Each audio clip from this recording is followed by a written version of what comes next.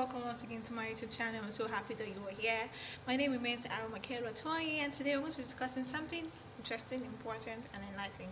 Just stay tuned. Now, our today's discussion is child and temperament. We're going to be looking at child and temperament. But first, let's look at what temperament is about. Now, temperament can be said to be a psychological term used to describe the kind of personality that you possess, kind of person that you are. Yeah, meaning that we have four kinds of persons. No, not that way.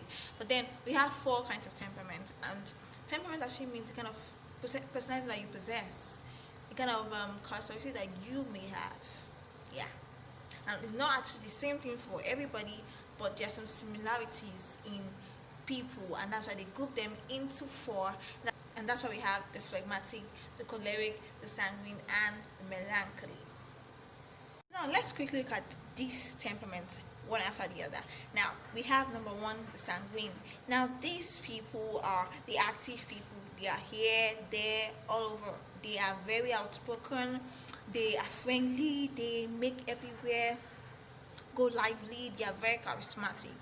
And once you see that your child has these attributes, you need to know how to come in their life. You need to know how to be there for them. You need to know how to make them feel safe, how to guide them, for them to be able to have a very nice part. Because of a truth, not all temperaments rather, has both good side and the bad side. They have the strong point and the weak point. So you have to guide them towards going to the strong point, even though sometimes they may actually make some mistakes. They may just do the bad things that the temperament has in store for them. But as parents, as friends, as teachers of these very beautiful children, we need to learn how to try as much as possible to make sure that these children go in the right part of their temperament.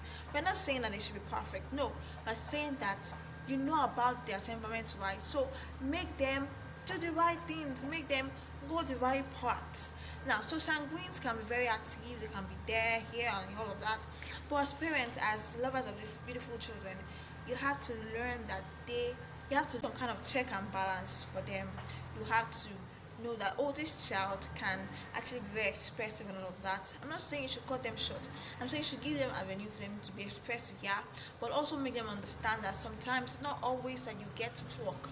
It's not every time that you say this, because sometimes they may now start inculcating lies into, just in the sake of being sanguine, they start inculcating lies into what they say because they want to please you. No, you have to make them understand that they shouldn't do that. And sometimes sanguines may be very, very sad, emotional. They don't actually show this side of them. They just go inside their inner court, in their room, and get to be sad and all of that. But as parents, you have to be there for them, know when they need you most. That's why you understand their temperament, to know how to fix things for them, to know how to be there for them, to know how to guide them through their journey of being adults. Now, moving on, let's discuss the Mr. Choleric. Now, these people, I call them the boss because they are really the boss. They can be very good leaders, they can be very friendly, they can be bossy. And one bad thing about them is that they can look down on people because they're already taking the leadership role. They have gone up the ladder of being successful. They can tend to look down on people. But as parents, you see that your child is a choleric, you have to make them understand that they have to appreciate other people. Other people will not necessarily be like them. You have to make them know that they have to give other people chances to also take the leadership role.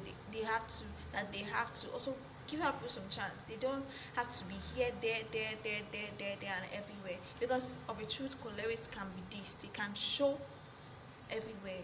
They can tell you that, oh, I am here, I can do this and that. You have to show them that, oh, they have to be because they can be very proud too. And that's why you're understanding the temperament, to make sure that they grow in the right way. Now, moving on, we're talking about the Mrs. Mr. and Mrs. Phlegmatic. Now, these people can be very, very, very, very lazy. Except you push them, they may not tend to achieve what they ought to achieve.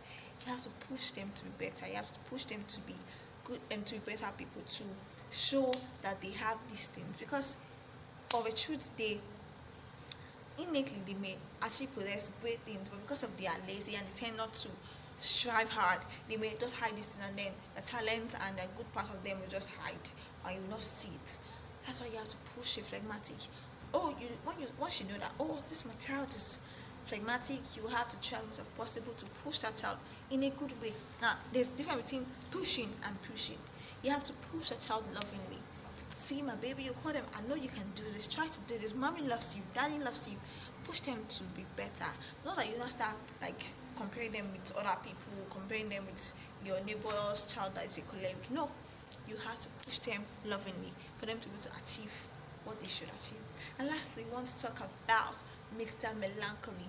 Now, this guy, Mr. Melancholy, is a perfectionist, and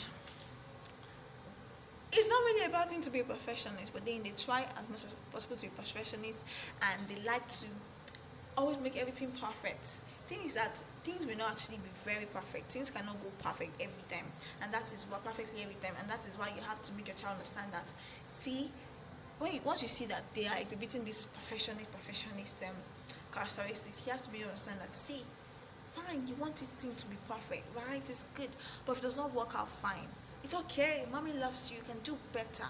Because the part about this thing is that children, or the melancholy person, or melancholy child, gets to be sad easily.